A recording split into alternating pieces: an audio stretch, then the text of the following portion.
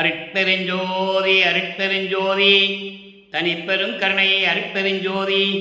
எல்லா உயிர்களும் இன்புற்று வாழ்க, வள்ளல் மலரடி வாழ்க வாழ்க, கொல்லா விரதம் குவளை எல்லாம் ஓங்குக, நல்லோர் நினைத்த நலம் பெறுக, நன்றி நினைத்த எல்லோரும் வாழ்க இசைந்து. உலக மக்களே, அறிவார்ந்த அன்பர்களே, ஆண்மநேய ஒருமைப்பாடுடைய அன்பர்களே, வல்லப்பமான மக்களிய திருவற்பாவில் 3ஆம் திருமுறையில் பதிகம் 14 திருக்கோல சிறப்பு என்ற பதிகத்தில் இருக்கின்ற பாடலுடைய விளக்கங்களை பார்த்து கொண்டிருக்கிறோம். திருக்கோல சிறப்பு மொத்தம் 10 பாடல்களை கொண்டது. ஒவ்வொரு பாடலிலும் நமது பிள்ளை பெருமானவர்கள் திருவொற்றியூரிலே சமயங்களும் மதங்களும் மார்க்கங்களும் சூழ்ந்திருந்த காலகட்டங்களில் திருவொற்றியூருக்கு சென்று தியாகராஜ பெருமானை எப்படி உருவகப்படுத்தினார் என்பதையும், அதன் பிறகு இறைவனை பார்க்க முடியவில்லை என்ற மன வருத்தத்தையும், அதன் பிறகு இப்போ திருவிழா வரும்போது பவனியை வரும்போது இறைவனை எப்படி பார்த்தார் என்பதையும், அந்த இறைவனுடைய அழகை எப்படியெல்லாம் வர்ணனை செய்கிறார் என்பதையும் ஒவ்வொரு பாடலிலும் நாம் பார்த்து கொண்டிருக்கிறோம். தன்னை தலைவியாகவும் இறைவனை, அதாவது தியாகராஜ பெருமானை தலைவனாகவும் உருவகம் செய்து தோழியிடம் சொல்லுவது போல உலக மக்களுக்கு உண்மைகளை உள்ளதை உள்ளபடி நமக்கு தெரிவித்துக் கொண்டிருக்கிறார்கள். இந்த பாடலுடைய விளக்கத்தை பார்ப்பதற்கு முன்னால் ஒரு சிறிய முன்னுரை. இந்த முன்னுரை ஒவ்வொரு பாடலுக்கும் அவசியமாக தேவைப்படுகிறது. காரணம், வல்லப்பமானவர்கள், நமது பிள்ளை பெருமானவர்கள் வருவிக்க உற்ற 1ஆம் ஆண்டிலிருந்து 24 ஆண்டுகள் வரையிலும் சமயங்களிலும் மதங்களிலும் மார்க்கங்களிலும் கொண்ட நெறிகளை பின்பற்றி கொண்டிருந்தார் என்பதை திருவொற்பாவிலே அந்த உண்மையை நமக்கு தெளிவாக அறிவுறுத்தி இருக்கிறார்கள், தெரிவித்திருக்கிறார்கள். காரணம், அந்த நிலையில் அப்போது அவர் இருந்து கொண்டிருக்கிறார். இறைவனுடைய மறைப்பு நிலை இருந்து கொண்டிருக்கிறது. அருட்பெருஞ்சோதி ஆண்டவர் தன் மகனுக்கு மறைப்பு நிலையை கொடுத்து சமயங்களிலும் மதங்களிலும் மார்க்கங்களில் ஈடுபட செய்து கொண்டிருக்கிறார். இவர் விரும்பி இருந்தியது இல்லை. பாடல்களிலே தெளிவாக நமக்கு வல்லப்பமானவர்கள் அருளியிருக்கிறார்கள். அதை பார்த்து கொண்டிருக்கிறோம். அப்போ இந்த பிரபஞ்சம் தோன்றிய காலத்திலிருந்தே இந்த சமயங்கள் மதங்கள் மார்க்கங்களை உருவாக்கிய தலைவர்கள் எல்லாம் தங்கள் கருத்துக்கு ஏற்றபடி, தங்களுடைய கற்பனைக்கு ஏற்றபடி அந்தந்த சமய தலைவர்களை, சைவ சமய தலைவர்களை, கௌவாரம் சமய தலைவனை, காணாபத்தியம் சமயத்துடைய தலைவரை, இப்படியெல்லாம் ஒவ்வொரு சமயத்துடைய தலைவர்களும் உருவகப்படுத்தி அதற்கேற்ற ஆலயங்களை அமைத்து வழிபாடு முறைகளை அமைத்து உலக மக்களை வழிபட செய்து விட்டார்கள். மக்களும் வழிபட்டு கொண்டிருக்கிறார்கள். சமயங்களும் மதங்களும் மார்க்கங்களுடைய ஆயுள் காலம் முடிந்தவுடனே உலக மக்களுக்கென்று ஒரு தனி மார்க்கம் வேண்டும். எந்த சமயத்தையும் மதத்தையும் மார்க்கத்தையும் சாராத ஒரு மார்க்கம் வேண்டும் என்பதற்காக அருட்பெருஞ்சோதி ஆண்டவர் சுத்த சன்மார்க்கத்தை உருவாக்கி தன் மகனிடம் ஒப்படைப்பதற்காகத்தான் தன் மகனை ஒரு தாயின் வழியாக இந்த மண்ணுலைக்கு வருவிக்க செய்தார் என்பதை இங்கு நான் பதிவு செய்ய கடமைப்பட்டிருக்கிறேன். உலக மக்களுக்கு தெரிவிக்க வேண்டும். சுத்த சன்மார்க்கம் தெரியாமலே இறந்து போனவர்கள் அதை இறந்தவர்கள் என்று சொல்லுவார். சுத்த சன்மார்க்கத்தை தெரிந்து கொண்டே அதை பின்பற்றாமல் செத்தவர்கள் என்று சொல்லுவார். இப்படியெல்லாம் நிலைகள் மாறிக்கொண்டிருக்கும் போது வல்லப்பமானவர்கள் திருவொற்றியூரிலே இருந்து கொண்டு அந்த தியாகராஜ பெருமானுடைய பவனியை பார்த்து கொண்டிருக்கிறார். அதை தான் இப்போ நம்ம பார்க்க போகிறோம். இதை பார்த்து முடித்தவுடனே இந்த பாடலுக்கு ஏற்றபடி இந்த பாடலில் கூறப்பட்ட அந்த 3 நிலைகளுக்கும் 6ஆம் திருமுறையிலே சுத்த சன்மார்க்கத்தை பெற்ற பிறகு எப்படிப்பட்ட அருளை பெற்றுக்கொண்டார் என்பதையும், அருட்பெருஞ்சோதி ஆண்டவர் தான் இறைவன் என்ற ஒருமைப்பாட்டு நிலையை உலக மக்களுக்கு எப்படி தெரிவிக்கிறார் என்பதையும், இறுதியிலே அவர் எப்படி இறைவன் ஆனார், வல்லற்பமான எப்படி இறைவன் ஆனார் என்பதையும், அருட்பெருஞ்சோதியாண்டவர் எப்படி தன் மகனோடு 2 கலந்து கொண்டார் என்பதையும் நாம் இப்போ பார்க்க போகிறோம். நல்லா கவனிக்கணும். வல்லப்பமானவர்கள் இந்த மண்ணுலைக்கு வருவிக்க உற்று 201 ஆண்டுகள் முடிந்து 202வது ஆண்டு தொடங்கிவிட்டது. இதுவரையிலும் வல்லப்பமானுடைய இறைநிலையை, அருட்பெருஞ்சோதியாண்டவருடைய திருவிளையாடல்களை உலக மக்களுக்கு யாருமே சொல்லவில்லை.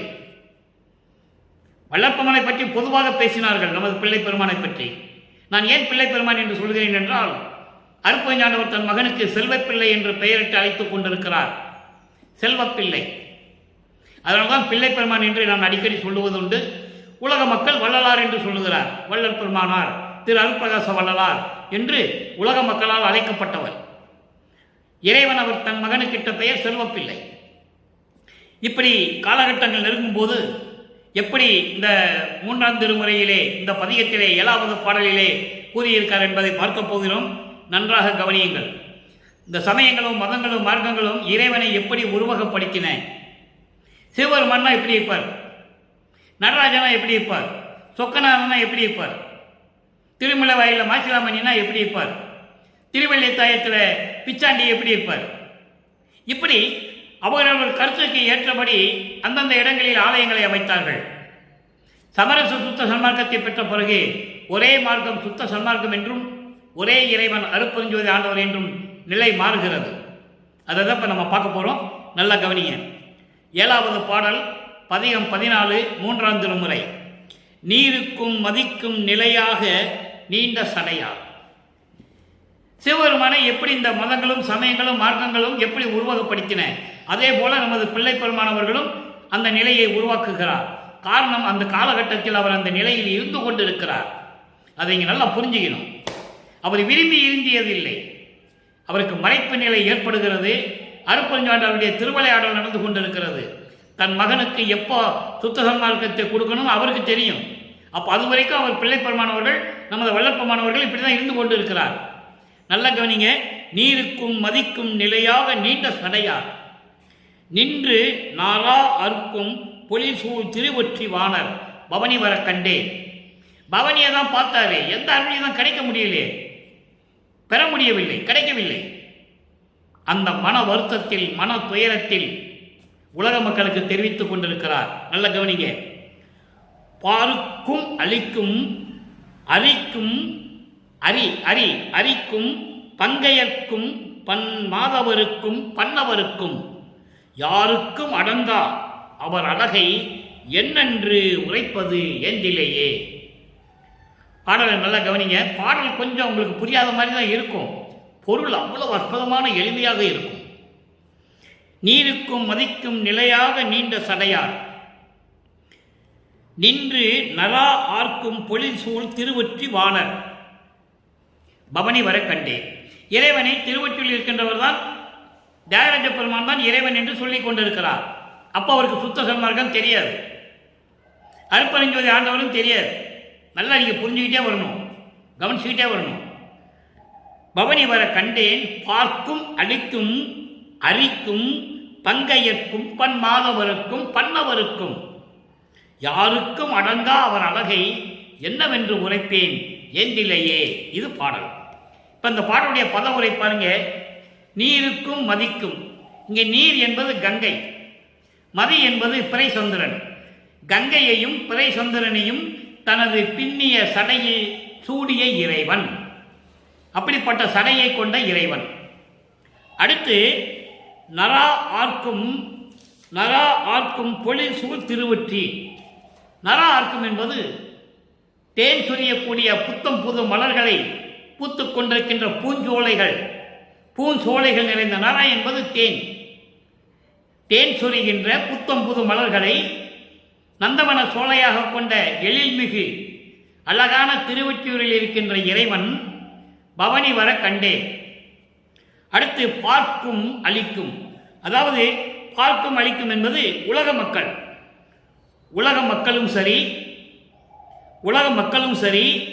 அரிக்கும், அரி என்றால் திருமாலுக்கும் சரி, பங்கையர்க்கென்றால் பங்கையம் என்பது தாமரை மலர், பங்கையர் என்பது தாமரை மலரிலே வீற்றிருக்கின்ற பிரம்மனும் சரி, அரியும் பிரம்மனும் சரி, தவம் செய்தவர்களும் சரி, நீண்ட ஆண்டுகள் தவம் செய்தவர்களும் சரி, தேவர்களும் சரி, யாரும் பார்க்க முடியாத அந்த அழகை, யாரிடம் அந்த அழகு இல்லை.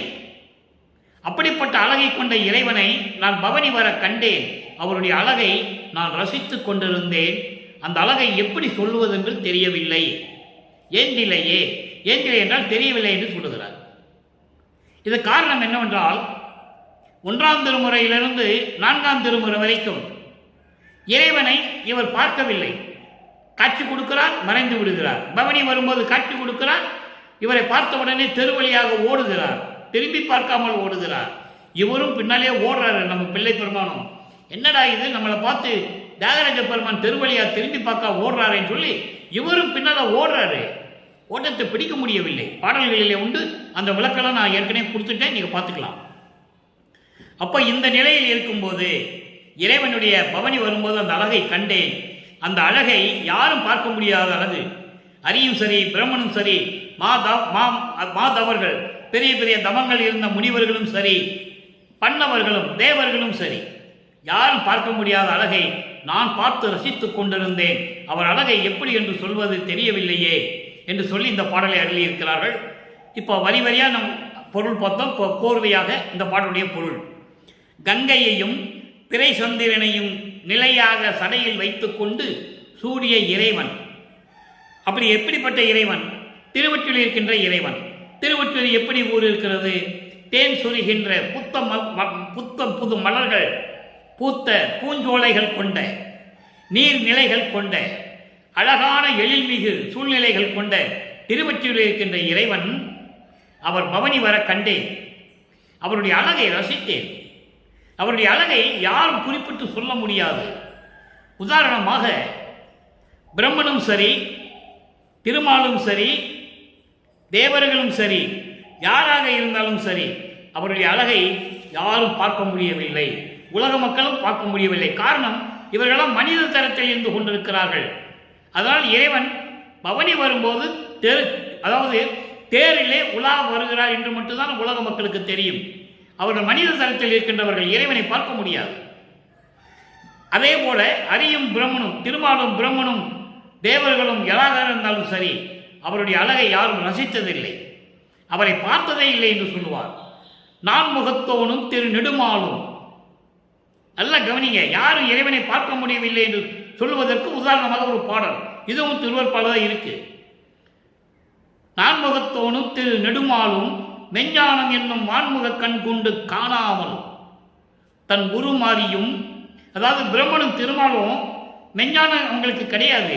அந்த மெஞ்ஞானம் என்கின்ற கண்ணை கொண்டு பார்க்க முடியாமல் உருமாறுகிறார்கள். பிரம்மன் அன்னப்பறவையாகவும் திருமால் பன்றியாகவும் உருவெடுத்து பிரம்மன் முடியை பார்க்க சொல்லுகிறான். திருமால் அடியை பார்ப்பதற்காக பாதாள உலகத்திற்கு பன்றி உருவம் எடுத்துக்கொண்டு மண்ணை பெயர்த்து கொண்டு சென்று கொண்டிருக்கிறான். இருந்தும் பார்க்க முடியவில்லை என்று சொல்லுகிறார். அப்போ மெஞ்ஞானம் என்னும் வான்முக கண் கொண்டு காணாமல் தம் உருமாறியும், தேன்முக கண் கொண்டு இருக்கின்ற அந்த செந்தாமரை சேவடியும் முடியையும் ஊன்முக கண் கொண்டு காணாமல் தேடி நின்றனர். இன்னும் சற்றும் உணர்வில்லையே என்று சொல்லுவார். இன்னும் பார்க்கலையா? அதே மாதிரி தேவர்களும் மறைகளும், அதாவது வேதங்களும் ஆகமங்களும் யாரும் இறைவனை பார்க்க முடியவில்லை என்று சொல்லுவார். மகாதேவ மலையிலே சொல்லுவார், கற்பங்கள் பல கோடி செல்ல தீய கனல் ஊசி மேல் காலை ஊன்றி நிற்பவருக்கு ஒழித்து. கீழே வேள்வியை தீய வளர்த்து மேல ஊசி பிள்ளையை போட்டு ஒத்த காலில் நிற்கிறான் முனிவர், பார்க்க முடியல இறைவனை. நிற்பவருக்கு ஒழித்து பொற்புறமை உணவின்றி உறக்கமின்றி, இந்த பொன்னான உடம்பை உணவும் உறக்கமின்றி எலும்பு புலப்பட, எலும்பு தெரிகிற மாதிரி இருக்கிறான், பார்க்க முடியல. நீ யோக முனிவரும் பார்க்க முடியல, அமரர்களும் பார்க்க முடியல, தேவர்களும் மறைகளும் பார்க்க முடியல, வேதங்களும் பார்க்க முடியலன்னு அந்த பாடலில் சொல்லுவார். அப்படிப்பட்ட இறைவன், அவருடைய அழகை நான் கண்டு ரசித்தேன், நான் ஒருவன் தான் கண்டு ரசித்தேன் என்று சொல்லுகிறார். அதனால் உலக மக்களுக்கு இதனால் தெரிவிப்பது வல்லப்பமார் எப்படி தெரிவிக்கிறார் என்றால், உலக மக்களே, நான் சமயங்களும் மதங்களும் மார்க்கங்களும் சூழ்ந்திருந்த காலகட்டங்களில் திருவொற்றியூரிலே நான் நின்று கொண்டிருந்த போது தியாகராஜன் தெருவழியாக என்னை பார்க்காமல் திரும்பி பார்க்காமல் ஓடுகிறார். நானும் ஓடினேன், ஓட்டத்தை பிடிக்க முடியவில்லை. அதன் பிறகு பல துயரங்களை நான் அனுபவித்தேன். இன்று பவனி வரும்போது நான் திருவொற்றியூரில் நின்று கொண்டிருக்கும் போது தியாகராஜ பெருமான் எனக்கு காட்சி கொடுத்தார். அவருடைய அழகை ரசித்து பார்த்து கொண்டிருந்தேன். அந்த அழகை யாரும் பார்த்ததில்லை இந்த பிரபஞ்சத்தில். உலக மக்களும் சரி, பிரம்மனும் திருமாலும் சரி, தேவர்களும் சரி, பெரிய தவம் செய்து கொண்டிருக்கின்ற முனிவர்கள் ரிஷிகள் யாராக இருந்தாலும் சரி, அவர் அழகை யாரும் பார்த்ததில்லை. அப்படிப்பட்ட அழகை நான் என்னவென்று சொல்லுவது? உலக மக்களே, நான் தற்போது இந்த நிலையில் இருந்து கொண்டிருந்தேன். நான் இறைவனால் வருவிக்க விட்டு சமயங்களும் மதங்களும் மார்க்கங்களும் சூழ்ந்திருந்த காலகட்டங்களில் திருவொற்றியூரிலே தெருவிலே இந்த நிலையில் நான் இருந்து கொண்டிருந்தேன் என்று உலக மக்களுக்கு தெரிவிக்கிறார். சரி, இப்போ காலங்கள் உருண்டு ஓடுகின்றன. சமரச சுத்த சன்மார்க்கத்தை பெறுகிறார் தந்தையிடமிருந்து. அதை பெற்ற பிறகு நிலைகள் எப்படி மாறுகின்றன உலக மக்களுக்கு சொல்லணும் இல்லை. சமயங்களிலும் மதங்களிலும் மார்க்கங்களில் சூழ்ந்து இருந்தபோது இருந்தார். திண்ணீர் பூசிட்டு இருந்தார், உத்திராட்ச கட்டை போட்டு இருந்தார், மந்திரம் சொல்லிட்டு இருந்தார், எல்லா வழிபாடும் செஞ்சுக்கிட்டு இருந்தார். உண்மை, உள்ளதை உள்ளபடி சொல்லியிருக்கிறார்கள் திருவிற்பாவிலே. நிலை மாறும்போது அதையும் சொல்லணும். அதை உலக மக்கள்கிட்ட யாரும் சொல்லலை. அருப்பாவில் இருக்கிறத உலக மக்கள்கிட்ட யாரும் சொல்லலை. அதனால் மக்கள் என்ன நினைச்சிட்டு இருக்காங்கன்னா, ஒரு சாமியார் சோறு போட சொன்னார், அவ்வளோதான். இப்படி தான் பேசினார்களே தவிர வல்லாளர்கள் இறைவனுடைய அருளை பெற்றவர், இறைவனாகவே இருந்து கொண்டிருக்கிறார், பிரபஞ்சத்தை இயக்கிக் கொண்டிருக்கிறார் என்று சொல்ல வேண்டும். இப்போ அவரே சொல்றாரு, அதை நம்ம பார்க்க போறோம். 6ஆம் திருமுறை பிள்ளை பெரு விண்ணப்பம், 20வது பதிகம் பிள்ளை பெரு விண்ணப்பம், 87வது பாடல். 3ஆம் திருமுறையில் இருக்கின்ற 7வது பாடல் என்று நாம் பார்த்த பாடலுக்கு அங்க ஒண்ணுமே இல்லை. திருவற்றில் இருக்கின்ற இறைவன் கங்கையையும் பிறைசந்திரனையும் சடையில் சூடிய இறைவன், இப்படிதான் சொல்லுவார். அவருடைய அழகை பார்த்தேன், எனக்கு பவனி வரும்போது பார்த்தேன், நல்லா அழகா இருந்தார், அவ்வளவுதான் சொல்லுவார். அதான் முடியும். இப்போ சுத்த சன்மார்க்கத்தை பெற்ற பிறகு உள்ள என்றாகிறாரு. அப்போ இறைவனிடம் விண்ணப்பம் வைக்கிறார், தந்தையிடம் பிள்ளை பெரு விண்ணப்பம். அருப்பஞ்சோதி ஆண்டவராகிய பிள்ளை நான் என் தந்தையிடம் பெரு விண்ணப்பம் வைக்கிறேன் என்று சொல்லுகிறார். உலக மக்களுக்கு தெரிவிக்கிறார். 87வது பாடல். எண்ணிய எல்லாம் வல்ல பேரருளாம். அங்கே திருவற்றில் இருக்கின்ற இறைவன் தான் சொல்லுவாரு. இங்க எப்படி சொல்றாரு பாருங்க இறைவனை, அருப்பெருஞ்சோதியை எப்படி சொல்றாரு. அப்போ அருப்பெருஞ்சோதி சமயங்களும் மதங்களும் மார்க்கங்களும் சாராத இறைவன். சாதி மதமும் சமயமும் பொய்யென ஆதியில் உணர்த்திய அருப்பெருஞ்சோதி. சாதி மதமும் சமயமும் காணா ஆதியநாதையாம் அருப்பெருஞ்சோதி.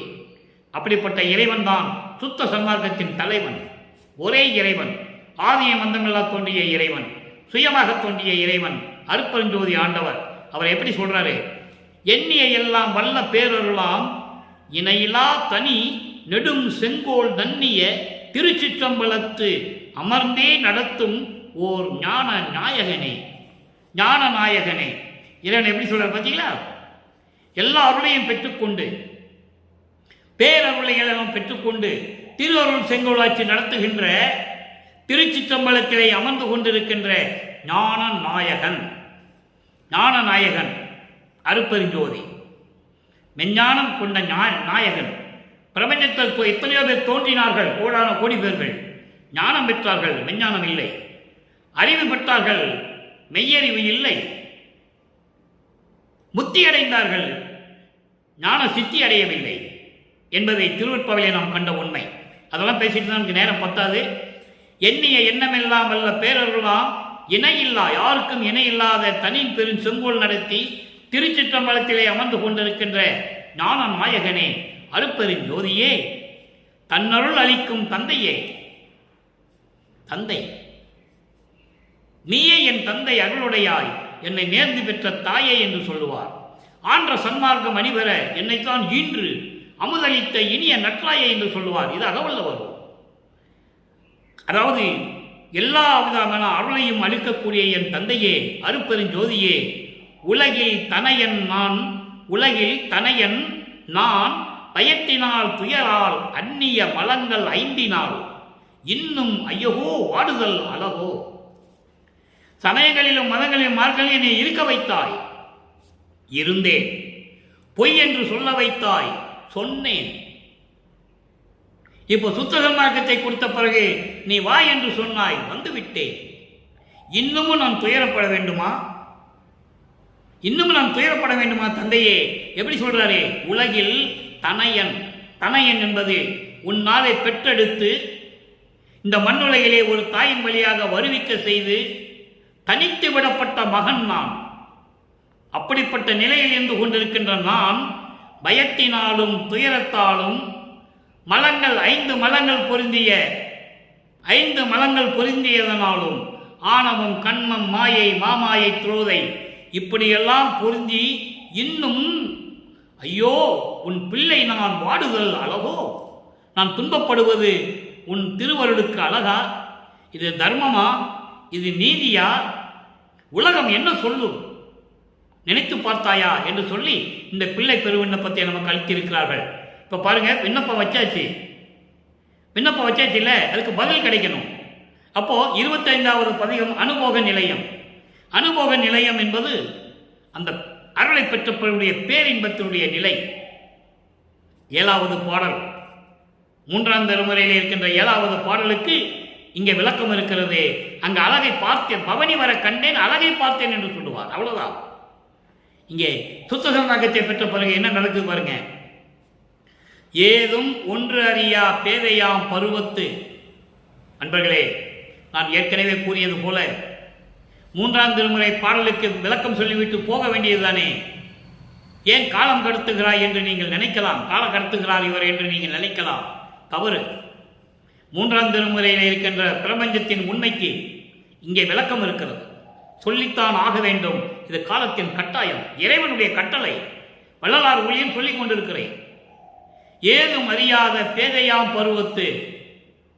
ஏதும் அறியா பேதையாம் பருவத்து என்பது உன்னால் இந்த மண்ணுலைக்கு ஒரு தாயின் வழியாக வருவிக்க செய்து எதுவும் தெரியாத நிலையில், நல்லது எதுவும் தெரியாது, கெட்டது எதுவும் தெரியாது, அந்த நிலையில் நான் இருந்த போது, அப்ப அந்த எந்த நிலை?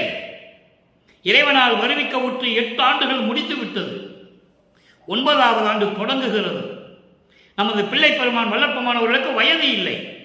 அவர் மரணமில்லா பெருவாழ்வில் ஒவ்வொரு யுகத்திலும் இருந்து கொண்டிருந்தவர் என்பதை திருவொற்பாவிலே நமக்கு உறுதியோட கூறியிருக்கிறார்கள்.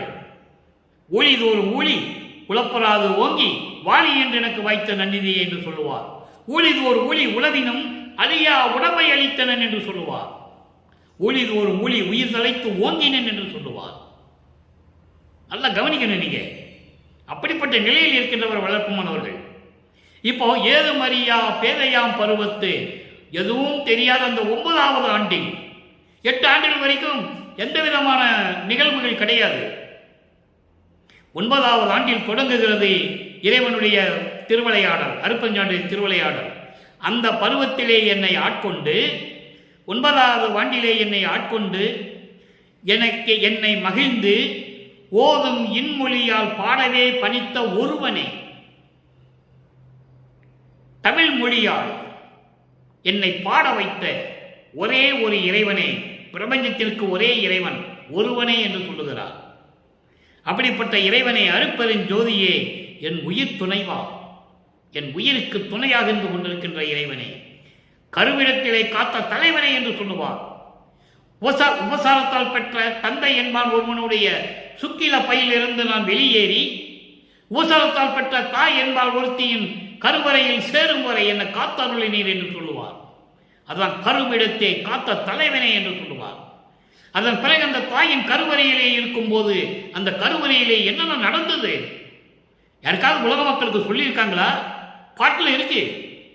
அந்த ஒரு தாயின் கருவறையில நான் இருக்கும்போது அந்த கருவறையிலே என்னென்ன நிகழ்வுகள் நடந்தது என்பதை, எப்படியெல்லாம் நடந்தது என்பதை வல்லப்பெருமார்கள் கூறியிருக்கிறார்கள். நான் அடிக்கடி அந்த விளக்கத்தை கூறியிருக்கிறேன். இப்போ அந்த அப்படிப்பட்ட நிலையில் இருக்கின்ற என் துணைவா, வேதமும் பயனும் ஆகிய பொதுவில் விளங்கிய விமலனே. வேதமும் பயனும், வேதம் என்பது என்ன? மெஞ்ஞானம். இங்கே வேதம் என்பது மெஞ்ஞானம். வேதம் என்பது வேதங்கள் அல்ல, அது வேத நூல் என்று சொல்லுவார். இந்த இடத்துல வேதம் என்பது மெஞ்ஞானம், மெஞ்ஞானத்தை கொடுக்கக்கூடிய அந்த நிலைகளில் எல்லாம் விளக்கங்களை எல்லாம் கொண்ட இறைவன், அதனால் வருகின்ற பலன்களை எல்லாம் கொண்ட இறைவன் எங்கே இருக்கிறாரு? பொதுவில் சத்திய ஞான சபையில் விளங்கும் விமலனே. விமலன் என்பது மலங்கள் நீக்கிய சுத்தமான இறைவனே. ஆணவம், கண்மம், மாயை, மாமாயை, துரோதை என்ற மலங்களை நீக்கிய விமலனே என்று சொல்லுவார். இந்த 5 மலங்களும் என்னை சூழ்ந்து துன்புறுத்தும் போது என்ன செய்தாய் என்று கேட்பார். அருப்பஞ்சாண்டால் பதில் சொல்ல முடியாது, மகனுக்கு பதில் சொல்ல முடியாது. அந்த நிலைகள் எல்லாம் திருவற்பாவிலே உண்டு. அப்படி 5 மலங்களில் நீங்கிய விமலனே, ஞான போதகம் தருவதற்கு, ஞான போதகம் என்பது ஞான அருள், அருள் தருவதற்கு இது நல்ல தருணம். புணர்ந்து அருள். இங்க பாருங்க, அருள் என்று சொல்லவில்லை, புணர்ந்து அருள். நல்லா கவனிக்கணும். நீங்க மற்ற புராணங்கள், காவியங்கள், தொல்காப்பியங்கள், நீங்க எந்த நூலை எடுத்துக்கிட்டாலும் சரி, எனக்கு கொடுக்கணும் கொடுக்கணும்னு பாடியிருப்பாங்க தன்னுடைய சுயநலத்துக்காக. தான் இந்த உலகத்திலே பேர் வாங்க வேண்டும், பேரோடும் புகழோடும் சிறப்போடும் இருக்க வேண்டும் என்பதற்காக. இவர் என்ன சொல்றாரு? உலக உயிர்களை காப்பதற்காக என்னை புணர்ந்தருள் என்று சொல்லுகிறார். புணர்ந்து என்பது என்னோட இரண்டரை கலந்து கொள். நீ தனியாக இருக்கக்கூடாது. நீ தனியாக இருந்தீன்னா ஏற்கனவே பதவிகளை இழந்த திருமாலும் பிரம்மனும் மற்ற முனிவர்களும் ரிஷிகள் எல்லாம் தவம் இருப்பார்கள். அந்த அணுக்கள் தவம் இருக்கும். நீ போய் தயவும் கருணையும் கொண்ட இறைவன், நீ போய் வரத்தை கொடுத்துருவ. திருப்பி சமயங்களும் மதங்களும் உருவாகும். சுத்த சன்மார்க்கத்தை எப்படி மக்களிடம் சொல்லுவது? அதனால் நீ என்னோடு இரண்டரை கலந்து கொள், என்னிடம் யார் வர முடியாது என்று சொல்லுவார். பாடலிலே உண்டு. இது கற்பனை அல்ல, கதை அல்ல, திருவெட்பாவிலே இருக்கின்ற உண்மை. என் முன் வழியிலர் என்று சொல்லுவார். எனக்கு நிகரானவர்களே அவர்கள் கிடையாது என்று சொல்லுவார். அப்போ அற்பஞான கேட்பார் மகன்கிட்ட, போற போக்க பார்த்தா என்ன மறந்துடுவோம் உங்களுக்கு கேட்பார். இவர் சொல்லுவாரு, உன்னை மறக்கவும் மாட்டேன், மற்ற தெய்வங்களை மதிக்கவும் மாட்டேன். மறந்தும் என்ற நாவால் சிறு தெய்வ நாமங்களை உச்சரிக்க மாட்டேன் என்று சொல்லுவார். இப்படிப்பட்ட நிலையில் இருந்து கொண்டிருப்பவர் வள்ளற்பெருமான். அந்த நிலையில் இருக்கும்போது எனக்கு அதாவது ஞான அருள் கொடுப்பதற்கு இதுதான் நல்ல நேரம், என்னோடு இரண்டரை கலந்து கொண்டு அருள வேண்டும். கலந்தருள் புணர்ந்தருள் எனையே என்று சொல்லுகிறார். சரி, இப்போ சமயங்கள் சுத்த சன்மார்க்கத்துக்கு உள்ள வந்து விண்ணப்பம் வச்சாச்சு, இறைவன் யாருன்னு சொல்லியாச்சு, இறைவன் எப்படியெல்லாம் அருளை கொடுக்கணும்னு சொல்லியாச்சு. இப்போ நீ பிரிஞ்சு போகக்கூடாது என்னை விட்டுன்னு சொல்லணும். அடுத்த நிலை பதிகம் 29 பிரிவு ஆற்றாமை 7வது பாடல். என்னை விட்டு நீ பிரியக்கூடாது, என்னோட தான் இருக்கணும். எப்படி சொல்றாருன்னு பாருங்க. வேதம் தலைமேல் கொல விரும்பி வேண்டி பரவு எனது மலர்பாதம் தலைமேல் சூட்டி என்னை பணி செய்திடவும் பணித்தனை. அதாவது இந்த வேதங்கள், ரிக்வேதம், யசுர்வேதம், சாமவேதம் போன வேதங்கள் எல்லாம் இறைவனுடைய திருவடியை தலைமேல் வைக்க வேண்டும் என்று சொல்லி விரும்பி வணங்க. பரவும் என்பது வணங்க. வேதங்கள் இறைவா உன் திருவடியை எங்கள் தலைமேல் வைத்து எங்களை ஆசீர்வாதம் செய்யுங்கள் என்று சொல்லி வேண்டி விரும்பி வணங்க, அவர்களுக்கெல்லாம் ஒன்றும் செய்யாமல் எனது மலர்பாதம் என் தலைமேல் சூட்டி உன்னுடைய திருவடிகளை என் தலைமேல் வைத்து என்னை பணி செய்திடவும் பணித்தனை. என்ன பணி? பிரபஞ்சத்தை இயக்க வேண்டும். 5 தொழில்களையும் புரிந்து பிரபஞ்சத்தை இயக்க வேண்டும் என்ற பணியை என்னிடம் கொடுத்து இதனை செய்வாயாக என்று என்னை கட்டளையிட்ட இறைவனை, நீ கட்டளையிட்டாய், ஆணையிட்டாய். அப்போ இருந்து என்ன தெரியுது? வல்லப்பெருமானுக்கு எல்லாரையும் கொடுத்து விட்டார் அருட்பெருஞ்சோதி ஆண்டவர். என்னை பணி செய்தளவும் பணித்தனை. பிரபஞ்சத்தை இயக்கும் மகனே விளையாடுக, உன் எண்ணிய எண்ணமெல்லாம் விளையாடுக என்று சொல்லுவார் ஒரு பாடலிலே. விளையாடுக என்பது என்ன? பிரபஞ்சத்தை இயக்க வேண்டும். ஏற்கனவே பிரம்மன் திருமால் செய்தவர்கள் எல்லாம் அடங்கிவிட்டார்கள். அவர்களுக்கு எந்த விதமான செயல்பாடுகள் இல்லை இனிமே பிரபஞ்சத்தில். இவர் சோழமேன் ஆர்மி, ஒன்மேன் ஆர்மி வல்லப்பெருமான் அவர்கள் ஒரே ஆள் தான் எல்லாம் செஞ்சிட்டு இருக்கிறார். 5 பேர் செஞ்ச பிரபஞ்சத்தை இயக்கியதை வல்லப்பெருமான் ஒருவர் தான் இயக்கிக் கொண்டிருக்கிறார். ஆக்கி அழித்தல் முதலாம் தொழில் 5னையும் தேக்கி எடுத்து அமுதளித்தாய். நானும் உண்டு துண்ணவே என்னை தூக்கி எடுத்து அணைத்தாய். எப்படி சொல்லுவார் தெரியுமா? எல்லாரும் நான் பிரித்து செஞ்ச வேலையை மொத்தமாக எனக்கு கொடுத்துட்டேயே, நான் எப்படி தனியாக இருந்து செய்வேன்? நீ என்னோட இரு. உனக்கு என்ன வேலை இருக்கு வெளியே? அதெல்லாம் இருக்கக்கூடாது. இருந்த 6 வழியெல்லாம் மறுபடியும் தவம் இருப்பாங்க. நீ போய் வரத்தை கொடுத்துருவ. நீ என் கூட வந்துடு, என் உள்ளத்தில் இருந்துக்கோ, என் உடம்போட கலந்துரு. என்கிட்ட யாரும் வரமாட்டாங்க. தெளிவாக சொல்வார் பாடல் இருக்கிறது. அப்படி தலைமையில் சூட்டி நான் எந்த விதமான ஒரு ஈகை குணம் இல்லாதவன் என்று தெரிந்தும் கூட, அதான் சொல்றாரு, சாதம் தலைமையில் எடுத்து ஒருவர் தம்பின் செலவும் தரம் இல்லை. ஒரு பருக்க சோறு கூட, ஒரு தம்படி கூட நான் மற்றவங்களுக்கு கொடுக்கறதுக்கான ஒரு தகுதியில் கூட நான் இல்லைன்ற. பொருளாகட்டும் சரி, உணவாகட்டும் சரி, எனக்கென்று எந்த தனி சுதந்திரம் இல்லையே என்று சொல்கிறார். அடுத்து பாருங்க, ஏதம் தலைமையில் சுமந்தேனுக்கு இச்சீர் கிடைத்தது எவ்வாறு? அப்படி துன்பப்பட்டு கொண்டிருந்த நான் உன்னால இந்த மண்ணுலக்கு வருவிக்க விட்டு சமயங்களிலும் மதங்களிலும் மார்க்கங்களில் ஈடுபட்டு அதன் வழிபாடுகளிலே ஈடுபட்டு அதனால் வந்த துன்பங்களை எல்லாம் அனுபவித்து இப்படியெல்லாம் இருந்த எனக்கு இந்த பேரும் புகழும் இந்த அருளும் எனக்கு கிடைத்தது எப்படி? நீ என்னோடு இருக்க வேண்டும். பிரிவு ஆற்றாமை நான் இனிமேல் சகித்துக் கொள்ள மாட்டேன். நீ இருந்தால்தான் நான் இதெல்லாம் செய்ய முடியும், பிரபஞ்சத்தை இயக்க முடியும் என்று சொல்லுகிறார். சரி, இப்போ எல்லாம் முடிஞ்சிருச்சு. எப்படிப்பட்ட கடவுள்னு உலக மக்களுக்கு சொல்லணும்ல. அங்கே திருவொற்றியில் இருக்கின்ற இறைவன் மட்டும்தானே சொல்லுவாரே. இங்கே அருட்பெருஞ்சோதி எப்படிப்பட்டவர், அவரிடம் எப்படியெல்லாம் அருளை பெற்றுக்கொண்டேன் உலக மக்களுக்கு சொல்லணும். அதை சொல்றாரு. இங்க பாருங்க, சாகாவரம் எனக்கே தந்த தனி தெய்வம். நல்ல கவனிக்கும் நண்பர்களே. நேரம் கடத்துவதற்காகவோ பொழுது போவதற்காகவோ இந்த விளக்கம் நாம் தருவதில் இல்லை, உலக மக்களுக்கு தெரியப்படுத்த வேண்டும். சாகாவரம் எனக்கே தந்த தனி தெய்வம். எனக்கே, நான் ஏற்கனவே கூறியிருக்கிறேன், திருவெட்பாவிலே எனக்கே என்ற பல இடங்களிலே வல்லபெருமானவர்கள் கூறியிருப்பார்கள். எனக்கென்றால் எனக்கு மட்டும், இந்த பிரபஞ்சத்தில் சாகாவரம் எனக்கு மட்டும் கொடுத்த தனி தெய்வம் அருட்பெருஞ்சோதி தெய்வம். இதை மெய்யருள் வியப்பு 102வது பதிகத்திலே ஒரு பாடலிலே நமக்கு கூறுவார்கள். நாகாதிவனும் அயனும் மாலும் நறுமுறும் எனவே. நாகாதிவன் என்பவன் இந்திரன். இந்திரனும் பிரம்மனும் திருமாலும் நறுமுறும் எனவே. பல்ல நறுமுறுன்னு கடிச்சிட்டு கோபத்தில் இருக்கிறாங்க. சாகா கல்வி அங்கே இல்லை, சாகாவரத்தை கொடுக்கல, சாகா கல்வியை சொல்லித்தரல, யாரும் தெரியாது உங்களுக்கு. தன் மகனுக்கு சொல்லிக் கொடுக்கிறார், அதை சொல்லுகிறார். நாகாதிவனும் அயனும் மாலும் நறுமுறும் எனவே. எப்படி சொல்றாரு பாருங்க, நறுமுறும் எனவே ஞான அமுதம் அளித்தாய் நானும் உண்டு துண்ணவே. சாகா கலையை பயிற்று தந்த தயவை சாற்றலு கருது. அதை இங்க சொல்றாரு. சாகாவரம் எனக்கே தந்த தனி தெய்வமே, சன்மார்க்க சபையில் என்னை தணிக்க வைத்த தெய்வமே. சன்மார்க்க சபை, சுத்த சன்மார்க்க நிரம்பிய சத்திய ஞான சபையிலே என்னை ஒப்பற்ற நிலையில், கடவுள் நிலையில் என்னை நிறுத்திய தெய்வமே, அருட்பெருஞ்சோதியே.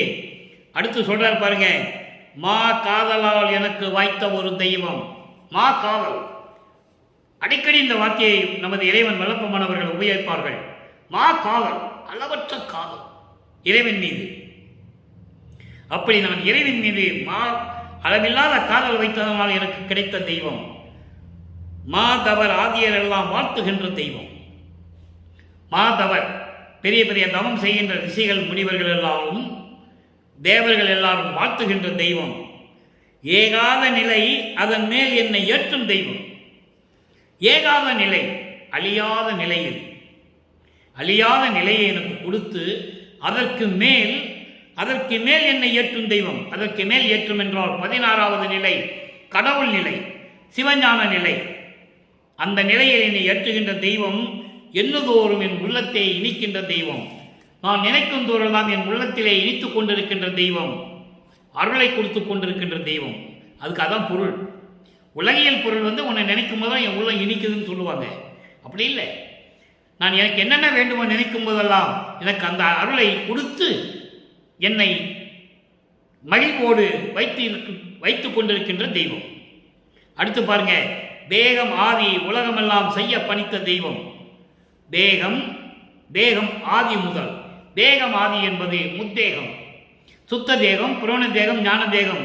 முத்தேகத்தையும் கொடுத்து, மரணமில்லா பெருவாழ்வையும் கொடுத்து, தத்துவங்களையும் கடக்க செய்து, அந்தங்களையும் கடக்க செய்து, சரியை கிரிய யோக ஞானம் என்ற 16 நிலைகளையும் கடக்க செய்து, ஏம சித்தியை கொடுத்து, சாதா கல்வியை கொடுத்து, இவற்றையெல்லாம் கொடுத்து உலகமெல்லாம் செய்ய பணித்த தெய்வம். பிரபஞ்சத்தை இயக்குவாயாக என்று என்னை கட்டளையிட்ட தெய்வம். எல்லாவற்றையும் கொடுத்து பிரபஞ்சத்தை இயக்குவாயாக மகனே, உன் சாமர்த்தியம் நீ நடத்து என்று சொல்ல எனக்கு கட்டளையிட்ட தெய்வம். சிற்றவையில் விளங்குகின்ற தெய்வம் அதே தெய்வம். அந்த தெய்வம் சிற்றவையில் விளங்கிக் கொண்டிருக்கிறார். அருளோடும் அருளாட்சியோடும் அருள் நடனம் செய்து கொண்டு சிற்றவையில் இருக்கின்ற தெய்வம்தான் தெய்வம், அவர்தான் கடவுள் என்று சொல்லுகிறார். இந்த நிலைகளெல்லாம் மாறிச்சா.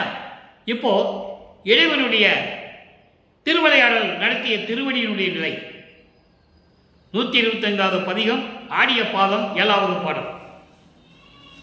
சின்ன வரிதான், 4 வரிதான், அற்புதமான விளக்கம் சொல்லிதான் ஆக வேண்டும். துரிய வெளிக்கே உரிய பொற்பாதம். துரிய வெளி, துரிய வெளி என்பது அரிதுயில் வெளி. அரிதுயில் என்பது அதாவது உறக்கம் என்று சொல்லுவார்கள். அது கடவுளுக்கே இருக்க வேண்டியது. உறக்கம் என்பது தூங்குவதல்ல, அதான் அரிதுயில், இறைவனுக்கே உரிய அது ஒரு நிலை.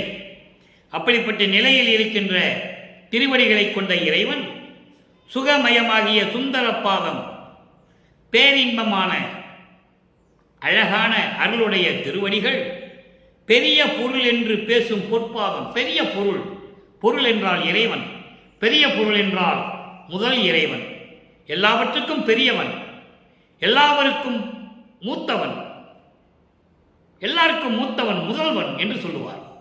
ஆதியும் வந்தெல்லாம் சுயமாக தோன்றிய இறைவன். அப்படிப்பட்ட இறைவன், உலகமெல்லாம் பேசக்கூடிய இறைவன், பேரு எல்லாம் தந்த பெரும் புகழ் பாதம். பேரு எல்லாம் என்பது எனக்கு எல்லா அருள்களையும் கொடுத்த தெய்வம். பேரு எல்லாம் தந்த பெரும் புகழ் பாதம். அப்படிப்பட்ட திருவடியை கொண்ட தெய்வம் என்று சொல்லி இந்த பாடலை அறிவிக்கிறார்கள். அன்பர்களே, இறுதியாக ஒரே ஒரு விளக்கம்.